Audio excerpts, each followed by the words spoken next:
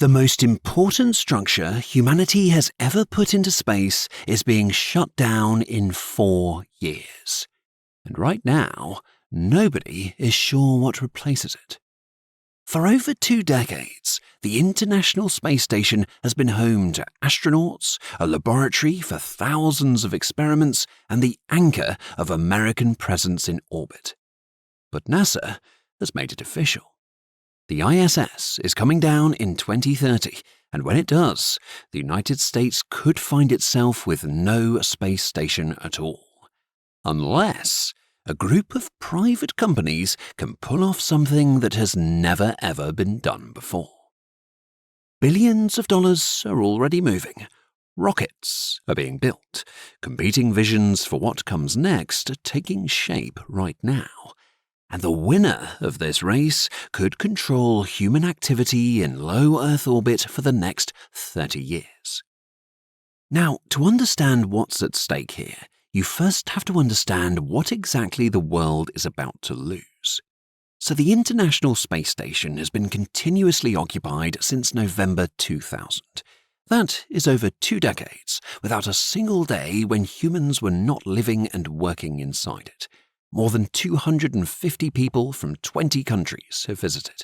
Over 4,000 experiments have been conducted on board, covering everything from how the human body handles long-duration spaceflight to how disease develops at the cellular level. The station is also the only platform keeping American astronauts in orbit full-time. Take it away, and the United States has no permanent human presence in space. China, meanwhile, already has its own station. Tiangong became fully operational in 2022, and it is not going anywhere. So, the clock is real. The ISS comes down in 2030, and for the first time in history, NASA is not planning to build the replacement itself. So the question is, who is building the next space station? Well, the answer is not what most people would expect. NASA has made a deliberate decision. Instead of spending tens of billions to build a new government-owned station, the agency will buy services from private companies the same way a business buys office space. Pay for a desk, pay for a lab, pay for crew time. Let someone else build the building. Now, this program is called the Commercial Low Earth Orbit Destinations Program. Good name. And in 2021, NASA handed out over $400 million to 3 groups to start designing commercial stations. Blue Origin and Sierra Space teamed up to develop Orbital Reef, described, interestingly, as a mixed-use business park in orbit. Voyager Space partnered with Lockheed Martin, Airbus, and hotel giant Hilton to build Starlab. And Axiom Space, founded by a former NASA station program manager, began work on a modular station that would attach to the ISS first and then fly independently. $400 million to 3 different firms, 3 different visions, 1 deadline. And almost immediately, the cracks started showing. Here's where the race gets complicated, because not everyone is on track. So by mid-2025, the programs had diverged sharply. Axiom Space was manufacturing hardware in Italy and Texas and planning its first module launch. Starlab had secured $217 million in NASA funding plus a massive financing deal and was hitting its design milestones. But Orbital Reef, the effort backed by Jeff Bezos and Blue Origin, was falling behind. Reports surfaced of reduced funding flowing into the project, and by June 2025, Orbital Reef had just completed a basic system design review with NASA, a milestone that Axiom and Starlab had already passed months earlier. Axiom had its own problems. The company hired nearly 1,000 employees to hit an aggressive 2024 launch target. But when that slipped, the cash burn became unsustainable. Layoffs followed. The company reportedly considered paying some staff partly in stock just to keep talent from leaving. By 2025, its valuation had dropped from $2.6 billion to $2 billion. And then, in March 2026, something happened that changed the entire picture. You see, NASA made a major announcement, and it was not good news for any of the companies that had been counting on this program. So what did NASA actually say, and why did it send shockwaves through the whole industry? Well, in March 2026, NASA officials publicly stated that they no longer believe a commercial business case exists yet for low Earth orbit stations. In plain language, that means the agency does not think private companies can make enough money from non-NASA customers to keep stations financially viable on their own. The program was not cancelled, but NASA made a significant pivot. Instead of funding complete, fully independent space stations, the agency announced it would buy a docking module that attaches to the ISS.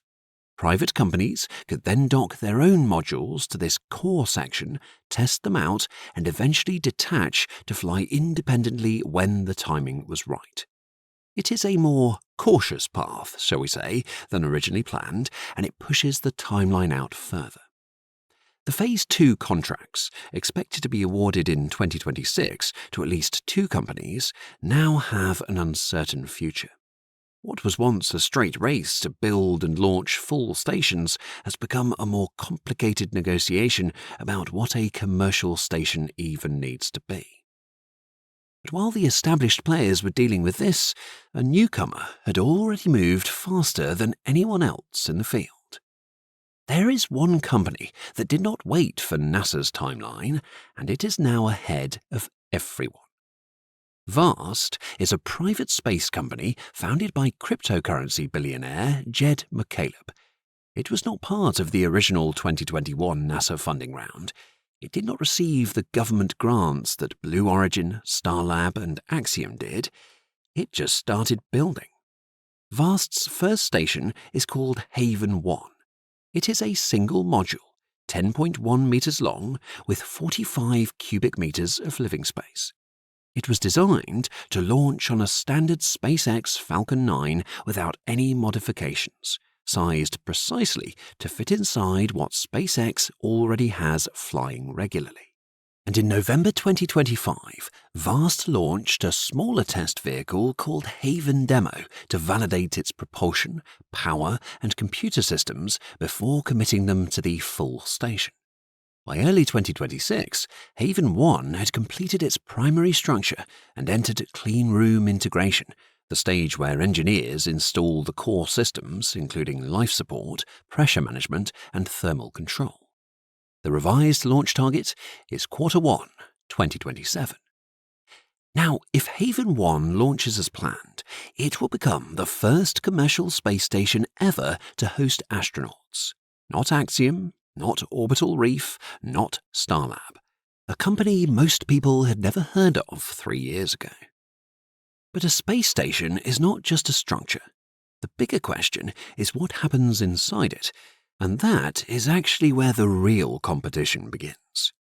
You see, every company is selling a different vision of what life in low Earth orbit becomes once the ISS is gone.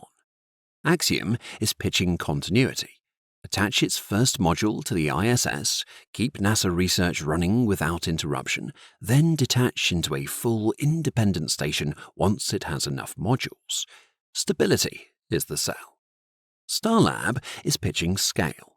Its large module, backed by Airbus and Hilton, targets up to 12 people with full lab facilities. The idea is that some products, like certain pharmaceuticals, can only be manufactured in zero gravity, and companies on Earth will pay to use that. Vast is pitching speed. Haven 1 runs short 2-week crew rotations using Crew Dragon, building operational experience fast and keeping costs low. All 3 visions depend on one critical assumption, that there will be enough paying customers beyond NASA to keep these stations financially alive. And that is the assumption that NASA itself just said it is not really sure about. So, what actually happens if none of these stations are ready when the ISS comes down? Well, that gap scenario is the thing keeping NASA planners up at night. The agency hopes for a 2-year overlap between commercial stations beginning operations in 2028 and the ISS retirement in 2030. That window is supposed to allow research programs to transfer and crews to establish routines before the old platform disappears. But if the overlap doesn't happen, the United States loses continuous human presence in low Earth orbit for the first time since 2000. Researchers lose access to microgravity experiments, zero-gravity manufacturing has no platform, and China becomes the only country with humans permanently in orbit. A dedicated deorbit vehicle is already in development to guide the ISS into a remote stretch of the Pacific. Once it goes, it is gone. The stations being built right now are not optional backup plans. They are the only plan, and the companies building them know that the world is watching to see who delivers. The ISS took 15 countries, $100 billion, and over a decade to build. What comes next has to be built faster, cheaper, and by companies that did not exist when the ISS launched its first crew. The 2030 deadline is not moving. The gap risk is real, and whoever gets a station into orbit and keeps it running will own the most strategically valuable piece of real estate in human history.